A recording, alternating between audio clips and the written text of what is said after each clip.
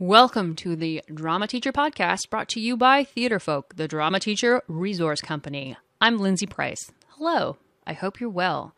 Thanks for listening.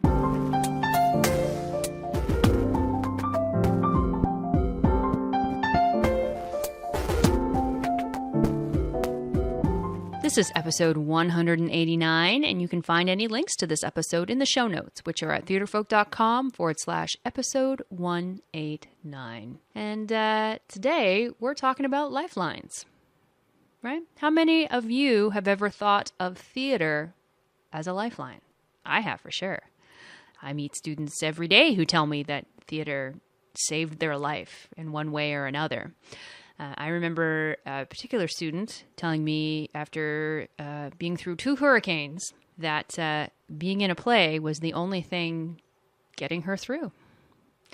And our guest today has a deep connection with theater as a lifeline for very good reason. So I don't think I've ever done this before, but I think I should. So I don't know if I'm going to do it right or wrong, or I'm just going to do it. But this isn't really a warning, because I don't think you should be warned away from intense topics. But this podcast contains intense topics and mention of sexual assault. But at the end of it, we have theater as a lifeline. So let's get to it, shall we? All right. Hello, everybody. Today I am talking to Amy Stryker. Hello, Amy. Hello. Hello. Tell everybody where in the world you are located. I'm in Connecticut. Very cool.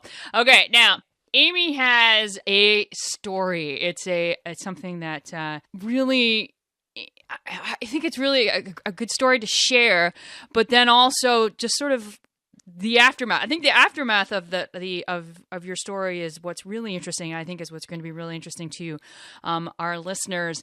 And we're going to get into the bulk of this. We're going to talk about empathy a little bit, and you will see, dear listener, why empathy is going to be the hallmark of our conversation today. So, all right, Amy. So, what happened to you when you were 17? All right. Well, I was born a Theatrefolk. I was born You're one of us, eh?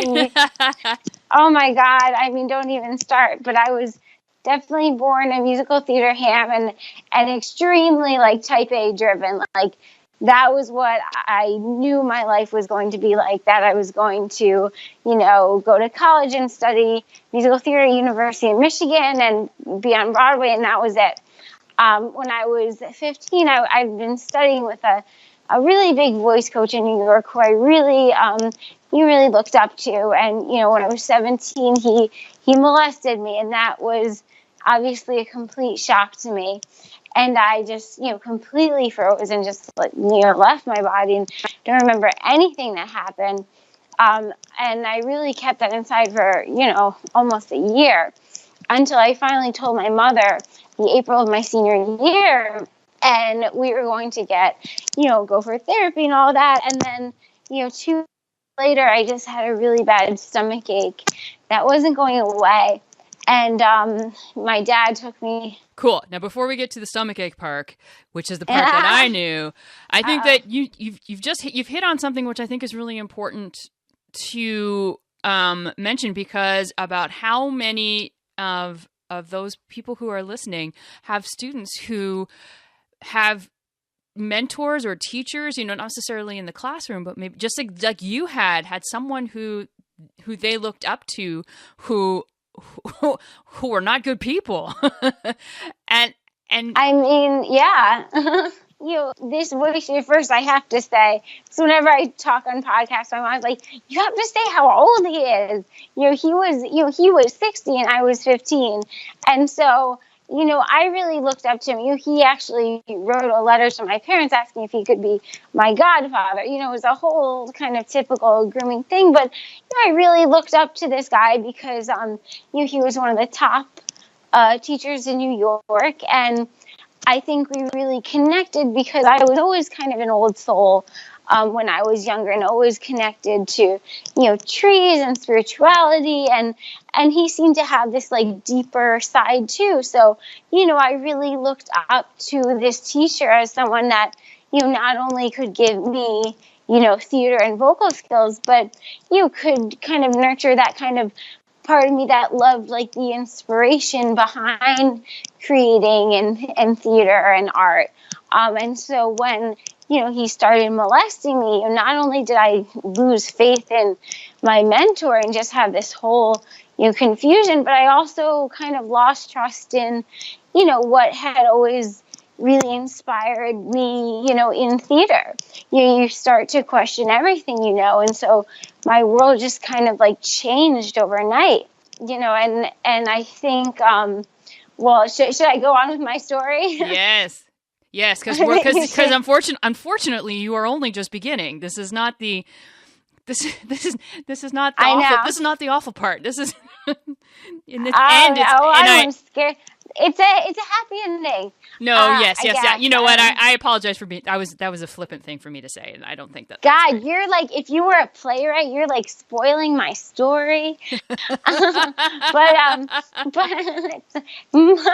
so anyway, my dad, took me to the emergency room that night, and everything just escalated really quickly. Apparently, on the way there, my mom said my cheeks just like perforated because there was so much pressure building up inside the abdomen. And if this sounds really dramatic, it is. So I actually wrote a full-length drama based on this, by the way. But so when I got to the emergency room, I guess, again, I'm just telling what I've been told. But, the surgeons cut into me, and my stomach literally hit the ceiling of the operating room because there was so much internal pressure. I guess I had gotten sepsis from like a blood clot.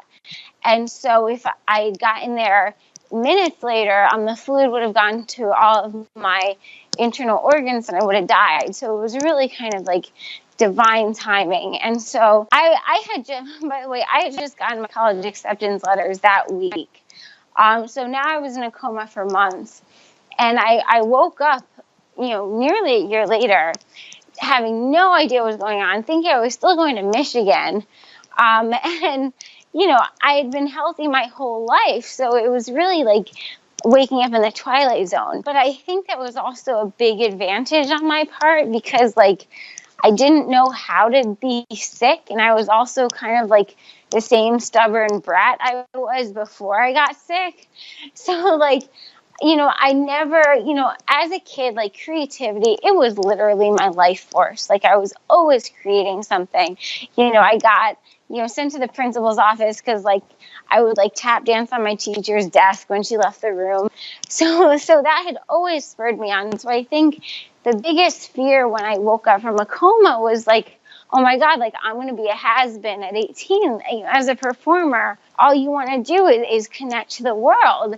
And I really thought like, I'm not going to make my mark, and I had so much ambition and all that. And now I can't even go to college.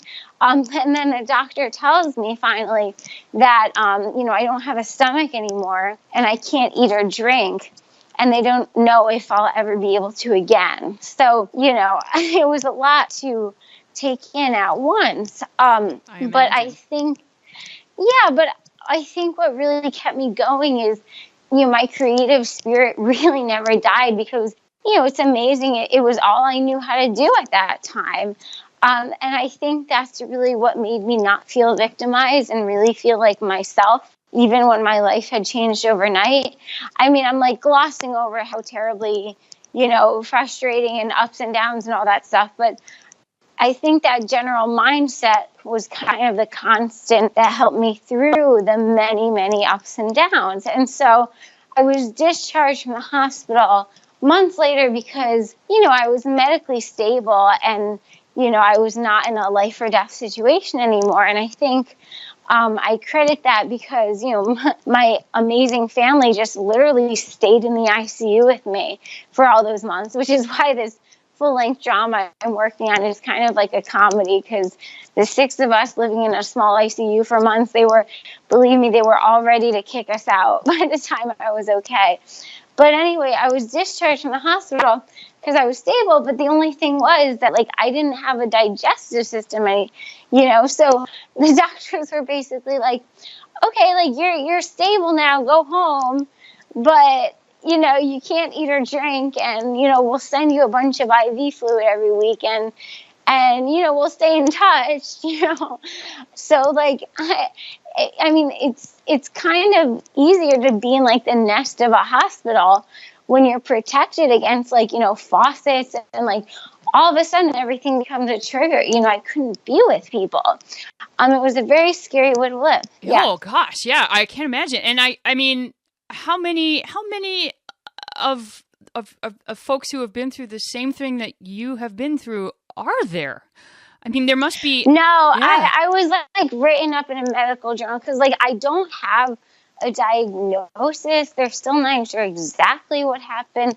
It's just like this kind of thing. I mean, there are people with, like, short gut syndrome, and some symptoms are similar to, like, Crohn's and things like that. But no, that, like, I was really, and that was why, I'll get to how long it took me before I could eat or drink again. But one of the things that took so long is, not only waiting for my insides to heal, we had to track down a surgeon who had enough guts to, and thinking skills to, they literally had to figure out how to do something to make me a digestive system. Like, there was no manual to this, No. But coming out of the hospital was really difficult, especially, the not drinking was just awful. We were discharged in the summer. But a month after being discharged from the ICU, I saw that a community theater was holding auditions for Oliver. And I was pretty weak at this point. I mean, I could walk around, but, like, not in great shape. But I'm like, you know what? I think it would be good for me. Because, when I thought of theater, I always thought of community. Like, if I was in the ensemble, at least I would have something to do. And so I went for the audition. And, like, I just kind of tracheotomy, like, pulled out of my throat. So, like, I didn't know how much singing I could do. But I remember belting a song and coming out and thinking, oh my God, I'm still really good. And so they called me up and they gave me the lead of Nancy and Oliver. And of course they double casted me in case, like, I fell over and died. But, like, it was such an amazing experience. Like, of course there were moments of, like, a lot of difficulty, like, seeing everyone else have water bottles, like, those things would just be very, hard. You don't think about how hard those things are. But it was, but I think doing that was the community feeling I needed to really feel like I had some sense of sanity.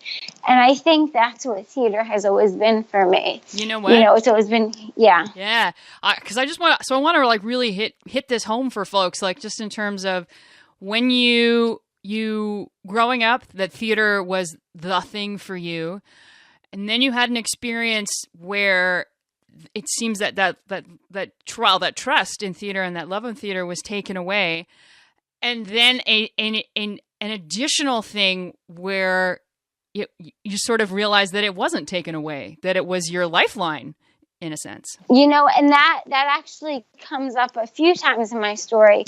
I'm going to go back to the drama that I wrote. That one of the last lines is, like, you're my theater, you're my art, but you're no longer my story. And I think it's because the art really helped me. But the thing about being in this community is, now I do a lot of, like, theater outreach work with, like, traumatized populations and military and things like that. And it was known in, like, it's supposedly, like, the Greek plays of, like, Sophocles were originally meant for military veterans to, actually reenact what had happened to them so they could share it with their community. Like, there is so much healing when we can tell our story. And I think that's why theater is such an important thing for people. I know it was for me. And so, doing Oliver was a big part of my healing process. But then when the show was over, I still couldn't eat or drink. And I was kind of left with, like, oh my gosh, what to do now? And it's amazing how, what I learned is, like, that creative energy, that was the only thing making me feel sane. Because, just to give you perspective, after something like this, you should definitely be in therapy. So, my parents took me to a therapist out of the hospital. And the therapist tells my parents, she can't eat and she can't drink. You know, it would be cruel of me to make her sit in a room and talk about her feelings. You know, she's just hungry. Like, let her get better and then we can start working on that. So, you know, I think theater was it was the only therapy I could be capable of, because he was right. You know, in a case like that, you can't just sit and talk about how miserable you are, because not being able to eat and drink, you should be miserable, you know. So, you know, after the show, I just tried to find different ways to harness my creativity. Like, one of the things I did, you learn how to be resourceful. Like, I started a chocolate business because I was so hungry. And I missed, like, just going to Stop and Shop and buying candy. And I found that, like, if I could, like, you know, make art with the candy and create, it was a way I could, like, be with that hunger, you know, in a way that, like, somehow was manageable. So I found little things like that, just, like, creative ways. So anyway, to jump over a large expanse of time, after 3 years, I was 21 and I had my 13th reconstructive surgery. And this was going to be like the biggie that was going to hook me up to eat. You know, it was 19 hours and it took 3 shifts of nurses and doctors. And I thought, you know, after this, like, oh my God, I can eat. But then, you know, because this is not like a tested kind of official surgery, they were kind of just seeing how things go. My wound just burst open a week later, and I had to be air vac across the country, which was, you know, obviously, you know, the whole thing about healing from PTSD, you know, post-traumatic stress disorder, is, you know, you feel like a trigger or anxiety, and then you're supposed to tell yourself, like, oh no, the trauma is past, it's not here. So, like, you know, I would feel like, oh my God, my stomach, like, what if my wound burst open? And I would tell myself, no, that was before, this is now. And so it was just, you know, terrifying to be, like, shipped across the country. And then also what was so scary was to hear, you know, doctors really not having any answers. Like, if you can't put your faith in doctors, like, what do you do? And I found the answer, actually, because I was stuck there for months, and I was really, now I was just mad because I felt like this had been, like, done to me. And so what happened was that, you know, my mom started bringing me cheap, like, art supplies to the hospital just so I had something to do. And, you know, I'd always been into theater, but never really, you know, painted. But, you know, picking up a paintbrush and painting for the first time was another way I found, like, freedom in that creative energy. You know, I found that it was a way to express things, that, you know, it was a healthy way of getting things out. And I think, you know, the only healthy thing is to get things out. And so that really helped me transform all that uncertainty and anger. And, you know, the art really got me through, especially when, like, I didn't have the words to really, you know, express how I was feeling. So anyway, that led to actually putting together a one-woman musical about my life, Gutless and Grateful. I think without the art kind of stirring up all those feelings, you know, I don't think I ever would have been able to verbalize them. And how Gutless and Grateful came about was taking all of the journal entries I had written and some songs. And I thought, you know what, like, I miss singing. I miss the stage. I want to put together just a cabaret act. And that was really how it started. And so I premiered it for the first time in 2012. And, you know, the news stories had talked about my medical stuff. But, you know, my sexual abuse, no one had ever talked about. So I remember I was even, like, embarrassed to talk about it. So I put, like, one sentence in, thinking, like, oh my God, I hope the reviewers don't hear it. You know, that was how much farther I had to go in my healing. And it's been amazing. You know, I've been doing this show for almost 6 years. And, you know, now I'm, you know, a keynote speaker for sexual assault events. You know, I'm doing mental health programming. And, you know, I think I credit the show for bringing my healing full circle, because it was really an excuse to keep talking about it, and more importantly, to keep connecting with it. I think, after every show, people like line up and just start telling their stories. And I think the best thing about Gutless and Grateful was, for the first time, like I was telling my story, but I actually felt relatable, because it wasn't about just like, Amy's whose stomach exploded. It was the universal kind of narrative of, fighting adversity and dealing with uncertainty. And I think what makes theater so great, it's like, it kind of pares down everything and, to the essentials of like, what is the nature of like human struggle. And I think that's really what made me feel normal. So the long story and the statistics are, it turned into, 6 years unable to eat and drink and 27 surgeries and a lot of ups and downs, but and still a lot of ups and downs. But I think the one constant has been like, whatever trauma produces, anger, frustration, fear, I think I started viewing that all as energy, and that energy is something that as artists we can turn into something else. And I think that's what never let me get into like the victim mindset, that I could always do something with that. Well, that whole notion of human struggle, I think for thousands and thousands and thousands of years, it doesn't matter how we've changed, we all struggle. And that's how you deal with that struggle. As you're right, it just makes it a universal thing. People in the audience don't have to have had their stomach exploded to relate their own struggle. And that was all, what my TED Talk was about. I called it being a detourist, because like, who hasn't had a detour in life? And it was a way to like kind of break down the, well, I've been through this and I've been through that, because I've always felt that, I don't think we should find our uniqueness on what, based on what we've been through, but what we choose to do with it. So, calling it all like a detour, and just, being a detourist is really just having the ability to show up when life doesn't go as we expect, and just, even though we don't know what the path ahead is, we're curious, and we explore, and I trained like acting through like, Stella Adler School, and one of the first things we learned was, having awareness without judgment. It's the same kind of thing. And I think as actors, one of the main things they try to, get into is that we have to have empathy and non-judgment when we're embodying characters, and that just makes us better people. Well, that's something that's come up, time and time again when in talking to teachers about 21st century students, is how do we teach that? How do we teach empathy? How do we get everyone to sort of get, well, and teenagers, it's a time where all you're doing is looking in, and how do you actually find the skills to look out at other people and empathize?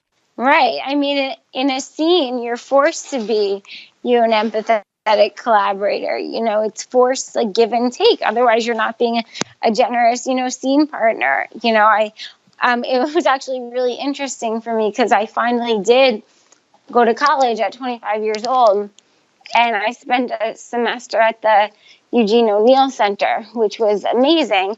But, it was a very intensive, group devising work and acting work. And the biggest message, and as with any good theater company should be, it's really the power of team and listening and building trust within your company. Oh, absolutely. Because well, it all comes back to that word community, doesn't it? That's the thing that speaks, I think, whether it's a community of actors or a community of people watching who are having their own struggles, or it's all about community. Exactly. Mm-hmm. How do you, and just hinging on that word empathy, how do you teach people to have empathy for you instead of pity? Well, I always say, my goal with doing Gutless and Grateful is, I don't want people to be inspired by my story. I really want them to be empowered. And, doing my show has expanded into, workshops and lectures where I've kind of boiled down. And again, this stuff is always easier seen in retrospect. But I found that like what helped me through, because, one of the first questions people ask is like, how do you make it through? I call them like my 4 hardcore skills to resilience.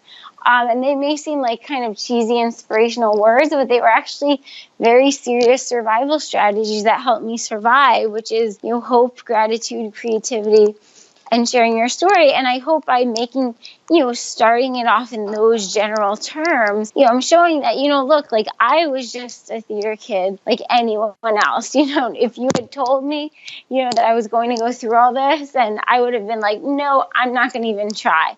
But I think it's amazing that, it shows when the human spirit is tested, if we, are willing to kind of take that journey, anyone can really use these kind of resources and make it through. I think what really psychs us out is when we think about the bigger picture.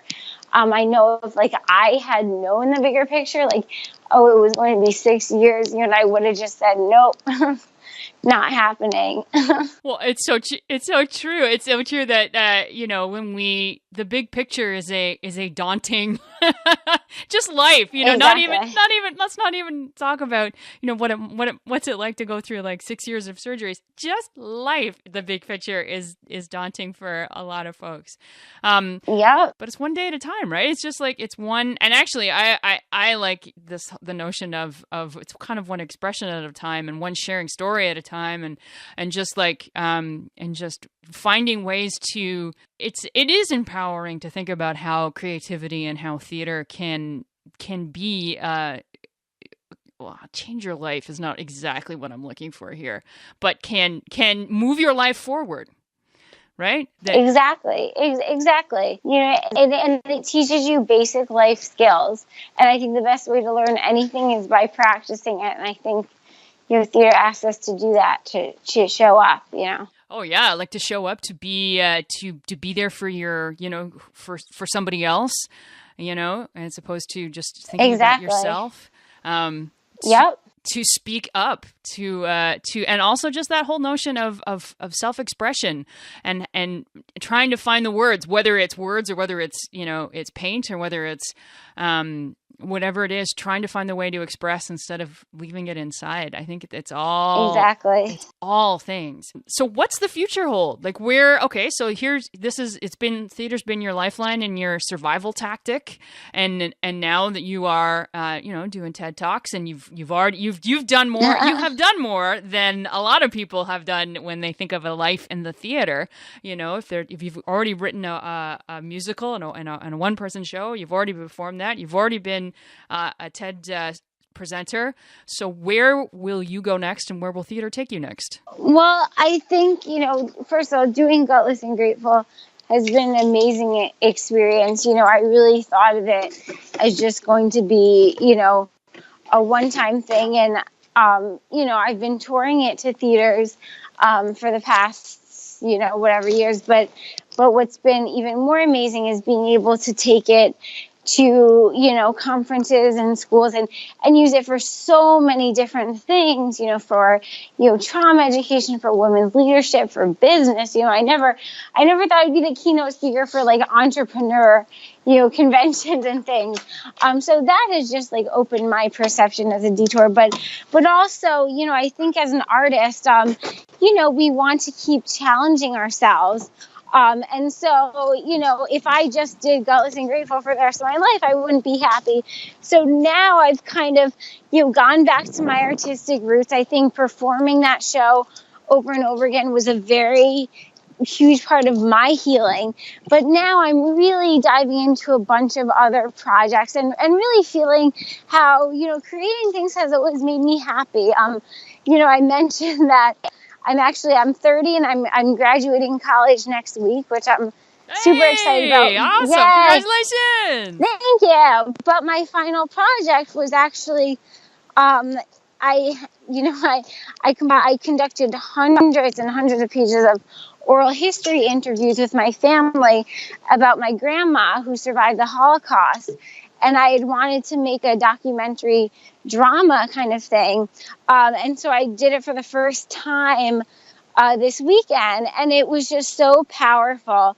And it felt, honestly, it felt good to create something that wasn't about myself. I think, there's a time for, doing all this self-devised theater was important, but I think, it did its job and it moved that story out of me. And now I want to capture like other stories. So, I feel like this is only the beginning with this piece. I called it Fibers because my grandma survived the camps because she was an amazing seamstress. So the Nazis forced her to sew their uniforms. But like, I'm really excited to keep workshopping this piece. And I'm also, I have 3 full-length dramas I'm developing at once, which are all going to have a production next year. So I'm really excited about that. And, listen, I feel like if this had never happened, I would have, I definitely would have been creating, but I don't think I would have been creating from this kind of a place. It gives you an awareness that you didn't have. So, you end up having to be very thankful for it. I want to go back to artists, but, having always been informed by what I've been through. And, like I said, my first talk was about, being a detourist. My second TED Talk, which won't be live till this summer, was all about healing through the archetypal hero's journey, which is like a story line that we see in every, adventure novel, or, it's the narrative of, going into the darkness and battling demons and coming back to society with a gift to give. But I talk about how once you've come out of that darkness, it's not like you just go back to that ordinary, innocent world you knew. It's, what Joseph Campbell calls mastery of the 2 worlds. So like, you'll always have those 2 worlds within you. And I think for those of us that have survived, trauma or adversity, just the job becomes learning how to balance them. Because the trauma never goes away. You just have to figure out how to manage it so it can inform what you do and not like run your life. You come to a new sense of stasis. You have a new world that becomes your world.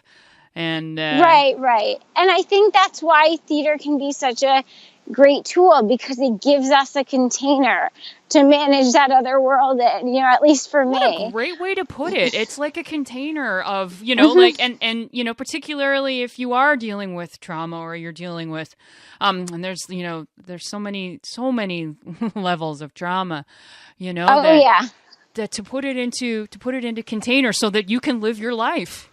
It's not just trauma. It's a detour. Yes. It's anything that hasn't gone like you expect. And actually, on my blog, I have a Why Not Wednesday column, which is a weekly thing where I have any detourist write in about any kind of detour in their life. And, it does not have to be like a huge life-shattering trauma. It can be like, I got a new job. It can even be a good trauma.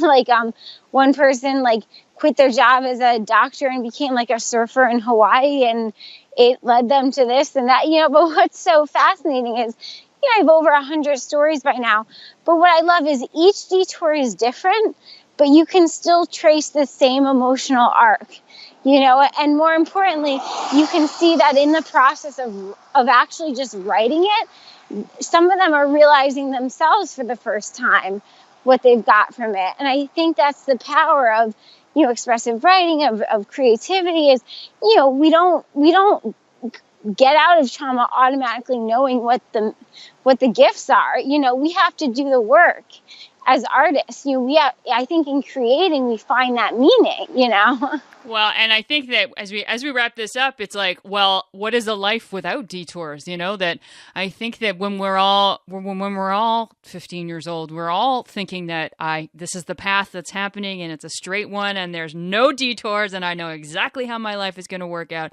and life just doesn't work that way. I had a director that would always talk about, funny thing happened on the way to the forum. And he would always use that as an example that, like, if this and that did not happen, on the way to the forum, there would be no story. The guy would just make it to the forum and there would be no play. And it's true. And I've never forgotten that, it's like theater is, plot twist. Yeah. Oh, absolutely. Well, that's what you want. Like what is if we had a story where, A gets to B, the end. That's theater's not like that, and life is certainly not like that. Exactly. Amy, thank you so much for talking to me today. It was thank you. It's a pleasure to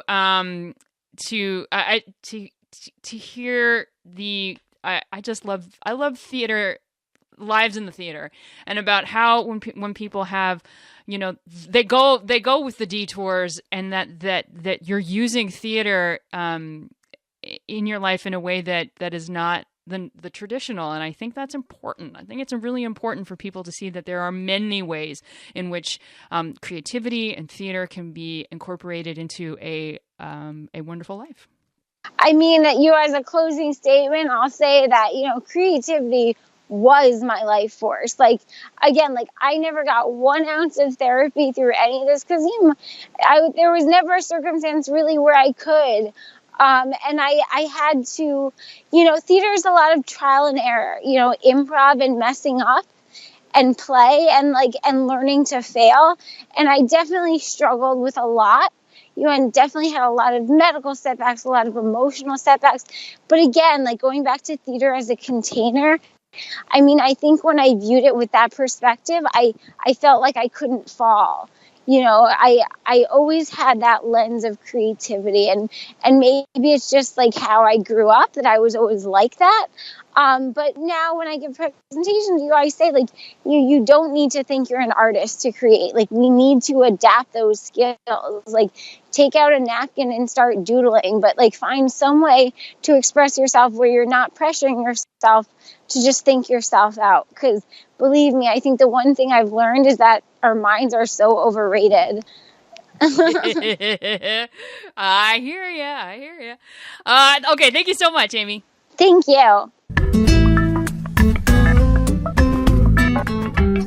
Thank you, Amy. Before we go, let's do some Theatrefolk news. Okay, so any links to today's episode can be found in the show notes at theatrefolk.com/episode 189.